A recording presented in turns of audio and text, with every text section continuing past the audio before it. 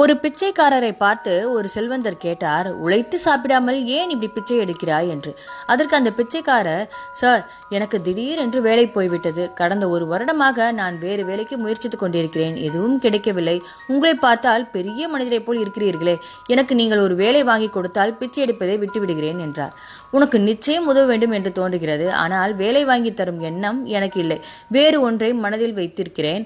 வேறு ஒன்னா? எதுவா இருந்தாலும் சரி, என் பிரச்சனை தீர்ந்தால் போதும் என்றார் பிச்சைக்காரர். உன்னை என்னுடனே பிசினஸ் பார்ட்னர் ஆக்க போகிறேன். என்னது, பிசினஸ் பார்ட்னரா? ஆமாம், எனக்கு சொந்தமாக பல 100 ஏக்கரில் விவசாய நிலம் இருக்கிறது. அதில் விளையும் தானியங்களை நீ சந்தையில் விற்கலாம். உனக்கு கடை வைக்க இடம், தானியம் உட்பட அனைத்தையும் தருகிறேன். நீ செய்ய வேண்டியதெல்லாம் ஒன்றுதான். தானியங்களை விற்று லாபத்தில் எனக்கு பங்கு தர வேண்டும், அவ்வளவுதான். முதலீடே செய்யாமல் இப்படி ஒரு வாய்ப்பா? கடவுள் கண்ணை திறந்துட்டான் குமார் என்று பிச்சைக்காரர் மனதில் குதூகலம் மூழ்கியது. சார், அது லாபத்தை நாம எப்படி பிரிச்சுக்க போறோம்?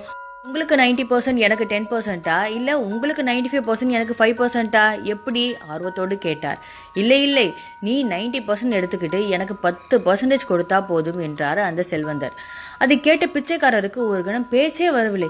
என்ன சார் சொல்றீங்க? நம்ப முடியாமல் கேட்டார். ஆமாப்பா, உனக்கு 90%, எனக்கு ஜஸ்ட் 10% போதும். எனக்கு பணம் தேவையில்லை. அது நீ நினைக்கிறத விட நிறைய என்கிட்ட இருக்கு. இந்த 10% கூட நான் கொடுக்க சொல்றது என் தேவைக்காக இல்லை, உனக்கு நன்றியுணர்ச்சி என்றைக்குமே இருக்கணும் இல்லையா, அதுக்காகத்தான் அப்படின்னு சொல்றாரு. எனக்கு வாழ்க்கையே பிச்சை போட்ட தெய்வமே, உனக்கு நான் என்னென்றைக்கோ நன்றி கடனா இருப்பேன். அடுத்த நொடி பிச்சைக்காரர் அந்த செல்வந்தரின் கால்களில் விழுந்து விட்டார். இவர்கள் செய்து கொண்ட ஒப்பந்தத்தின் அடிப்படைப்படி நடைமுறை துவங்கியது. பிச்சைக்காரனிடம் செல்வம் குவிய ஆரம்பித்தது.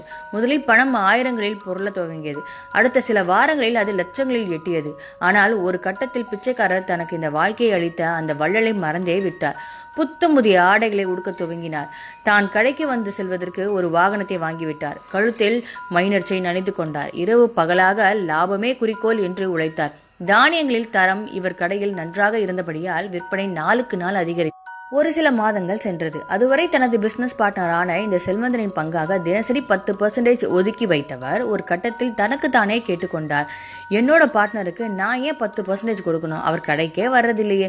உழைப்பு எல்லாம் என்னோடையது. இரவு பகலா நான் தானே வேலை செய்யறேன்.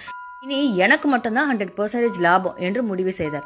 அடுத்த சில நிமிடங்களில் செல்வந்தர் புது பணக்காரனாகிவிட்ட பழைய பிச்சைக்காரனிடம் தனது லாபத்தின் பங்கை பெற கடைக்கு வந்தார். உழைப்பு எல்லாம் என்னுடையது. அப்படி இருக்க உங்களுக்கு எதுக்கு நான் 10% தரணும்? எனக்கு தான் எல்லா லாபமும் சொந்தம் என்று ரூல்ஸ் பேசினார். அந்த செல்வந்தனின் இடத்தில் நீங்கள் இருந்தால் என்ன செய்வீர்கள்? ஒரு செகண்ட் யோசிங்களேன். இதுதான் நமது எல்லோர் வாழ்க்கையிலும் நடக்கிறது. இறைவன் தான் பிசினஸ் பார்ட்னர், நாம் தான் அந்த புது பணக்காரர். இறைவன் நமக்கு பிச்சை போட்டது இந்த வாழ்க்கையை, ஒவ்வொரு நொடியையும். நாம் விடும்